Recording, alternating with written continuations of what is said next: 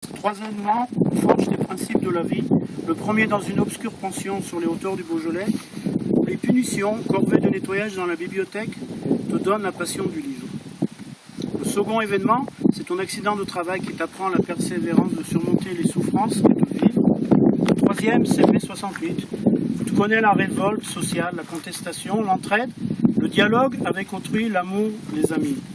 Contrairement aux 68 arts, qui pour la plupart sont les bourgeois et arrivistes d'aujourd'hui, tu es resté dans la même ligne d'idées, de contestation pour un meilleur social, pour une entraide, pour l'amitié et le dialogue entre les gens. Souvent, pour ne pas dire presque toujours, tes propos révolutionnaires et provocateurs agaçaient, énervaient, horripulaient, mais même en contradiction avec quelqu'un, tu savais le respecter et rester son ami. Aujourd'hui, tous tes amis et toute ta famille qui forment... Aujourd'hui, tous tes amis qui formaient ta famille sont venus te rendre hommage, ainsi que ta famille. Je les remercie de tout cœur. Dans un de nos voyages dans le désert, tu m'as dit « Quand je ferai le pas, je voudrais que mes cendres soient dispersées ici, afin de voyager. » Roland, ainsi soit-il. Bon voyage.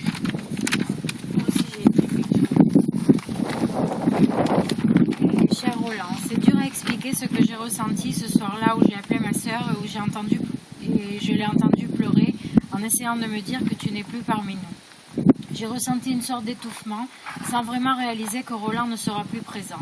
C'était toujours un grand plaisir de te voir pendant les vacances, les bar mitzvahs des enfants, les fêtes ou toute autre occasion. La lecture a toujours été ta passion. Discuter avec toi, c'était comme ouvrir une encyclopédie. Te brancher sur la politique, c'était très amusant, surtout que ça finissait toujours par énerver ma sœur et à la limite, tu faisais un peu exprès de la provoquer pour la taquiner. J'appréciais beaucoup ton respect envers mes parents. J'admirais ta gentillesse envers tes neveux et mes enfants. Ton sens de l'humour très particulier à toi. Malheureusement, ces dernières années n'ont pas été trop faciles pour toi. Je sais que ton frère ne t'a jamais laissé. Sans trop le montrer, Yaakov se faisait beaucoup de soucis pour toi.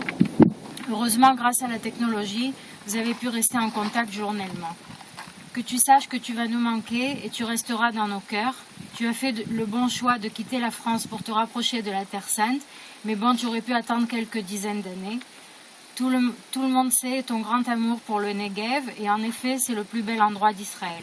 Que ton âme repose en paix, et je suis persuadée qu'on se rencontrera dans une prochaine vie. Et en hébreu, Gilgul Neshamot, je ne savais pas comment on disait en français. À bientôt, Roland, et protège-nous à tous. Amen.